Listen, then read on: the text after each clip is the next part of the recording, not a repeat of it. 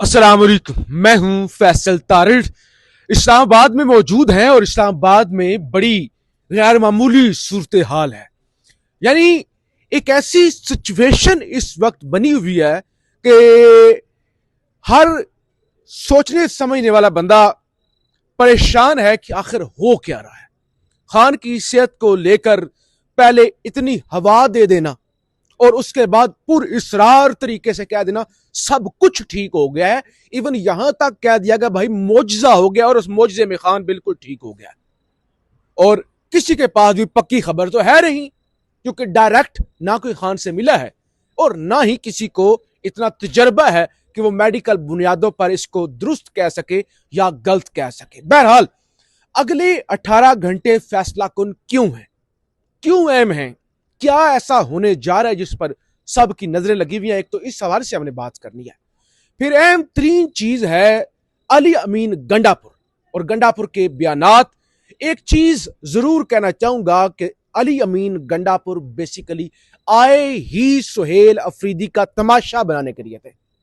और जाहिर है एक शख्स जिसको उतार दिया गया हो, हटा दिया गया हो, वो अचानक 4 महीने गायब रहे, फिर वो अपने जो यानी फ्री कह ले या मुखालफ की कमजोरी या मुश्किल वक्त देके उसको चढ़ाने के लिए मैदान में आए, तो फिर जाहिर है सियासत तो इसी को कहते हैं और लोग मौकों से फायदा उठाते हैं। नौजवान सहाफी जीशान नूर मेरे साथ हैं कि आज पूरा दिन केपी हाउस में थे। वहां पर इन्होंने क्या देखा, सुहेल अफरीदी कितने परेशान थे, कितने बेबस थे। और ये वो बात है जो हम पिछले एक हफ्ते से करते हुए आ रहे हैं, ऐसी नहीं कोई नई बात है। सबसे पहले हमने ही कहा था कि सुहेल अफरीदी कंफ्यूज है।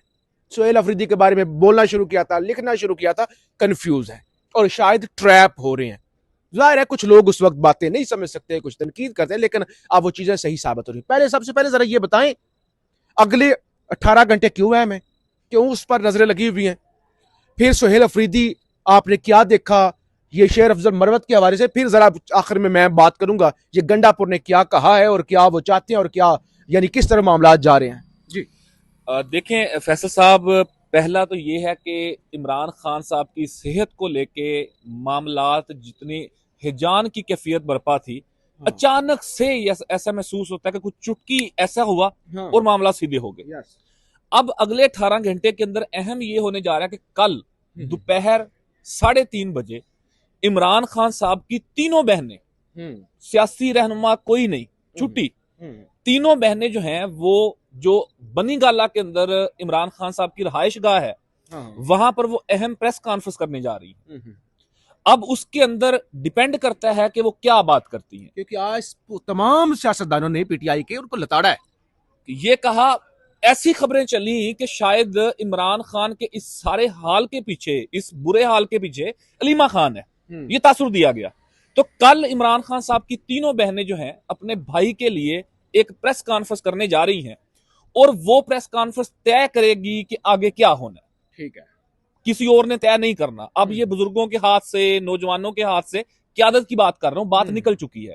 अब बहनें डिसाइड करेंगी कि आगे क्या होना है। एक तो वो प्रेस कॉन्फ्रेंस नाजरीन बड़ी अहम है और उस प्रेस कॉन्फ्रेंस के बाद फिर पता चलेगा कि आगे क्या होना है। दूसरा, आज मैं खैबर पख्तूनख्वा हाउस गया, आप भी मेरे साथ वजाहत कर देना, क्योंकि ये मैंने ट्विटर पर भी लिखा है, लोग भी और भी लिख रहे हैं कि अलीमा खान ने मौका जाया करवा दिया, रिहाई वाला कुछ चीजें चल रही थी और अब वो पसे पर्दा चली गई हैं, तो इसलिए भी हाँ उसमें देखे ना फैसल साहब, देखिए उसमें ये है कि अलीमा खान कोई सियासतदान तो नहीं है, हाँ। लेकिन जो सियासतदान थे, जो इमरान खान के दोस्त थे, दरीना साथी थे, उसके नाम के ऊपर वोट लेके पार्लियामेंट के अंदर गए थे, वो जब इतने योग्य नहीं थे, हाँ। तो इमरान खान ने फैसला किया कि महमूद खान अचकज़ई अपोजिशन लीडर होंगे कौमी असेंबली के अंदर, हाँ। अल्लामा राजा नासिर अब्बास जो हैं वो अपोजिशन लीडर होंगे सेनेट के अंदर, हाँ। उन दोनों बुजुर्गों को, जो उम्र सीधा लोग हैं, उनको इतनी बड़ी जिम्मेदारी उनके कंधों के ऊपर डाल दी इमरान खान ने कि वो अपोजिशन लीडर भी बने और जो उनकी सियासत के फैसले हैं वो भी वो करेंगे, हाँ।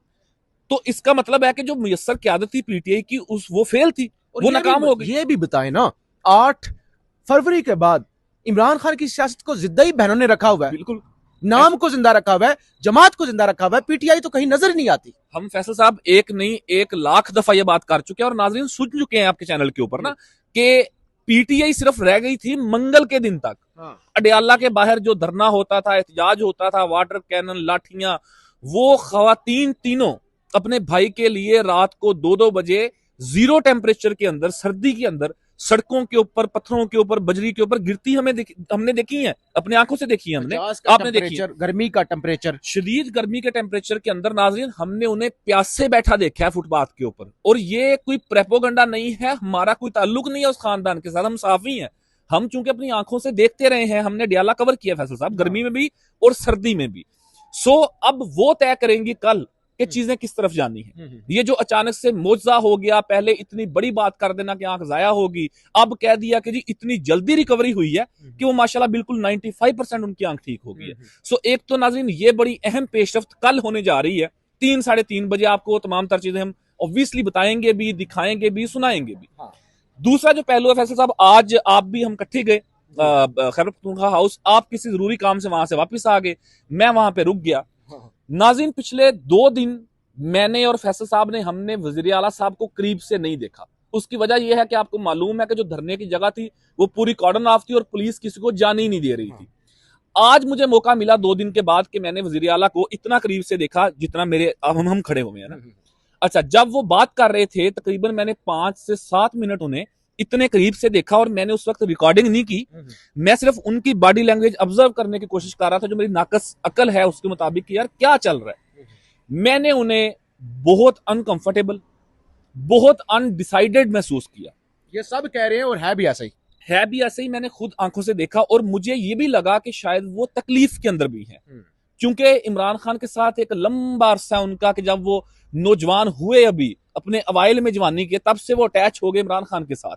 उन्होंने फिर 20 साल दे दिए इमरान खान को। इमरान खान ने इतना बड़ा उनके ऊपर इत्माद किया और इत्माद करते ही जब वो सीएम बने तो पहली जिम्मेदारी स्ट्रीट मूवमेंट की है, उन्होंने भरपूर तरीके से कामयाब की। दूसरा बड़ी जिम्मेदारी उनके ऊपर आई इमरान खान की सेहत के मामले को लेके, लेकिन उसमें 3 चीजें उनके आड़े आ गई। एक, इमरान खान साहब की बहनों के और आम वर्कर्स के जज्बात।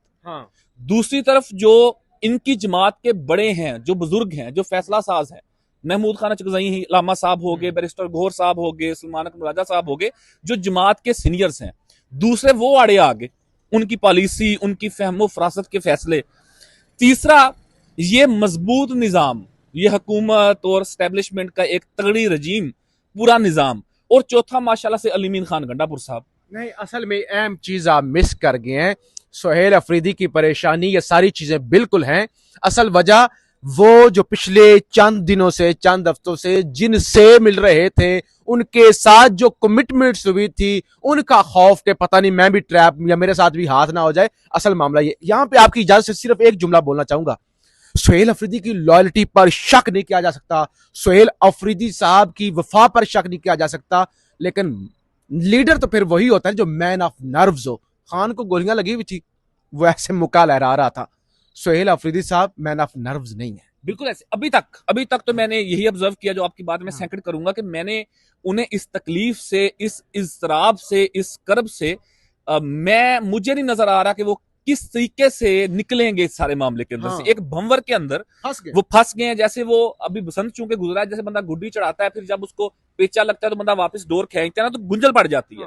वो गुंजल बेवफा नहीं है, खान के साथ गद्दारी नहीं कर रहे, बेवफाई वाली बात नहीं है, लेकिन वो गुंजल जो एक पड़ गई है ना, उसमें से शायद पहली बड़ा उनके सर के ऊपर इम्तिहान आया और वो अभी तक तो निकलते हुए उसमें से दिखाई नहीं दे रहे। लेकिन चूंकि इमरान खान साहब की बहनों का उनके ऊपर पूरा एतमाद है, वर्कर्स का उनके ऊपर पूरा एतमाद है, इमरान खान साहब का उनके ऊपर पूरा एतमाद है, उनका अंदर से जो इमरान खान के साथ लॉयल्टी है वो वाज़े है, तो शायद कोई बेहतर रास्ता जो है वो बन पाए। लेकिन वो इस्तिराब के अंदर तो जरूर है, अनडिसाइडेड हैं, अनकंफर्टेबल हैं, कोई फैसला करने की पोजीशन में नहीं है।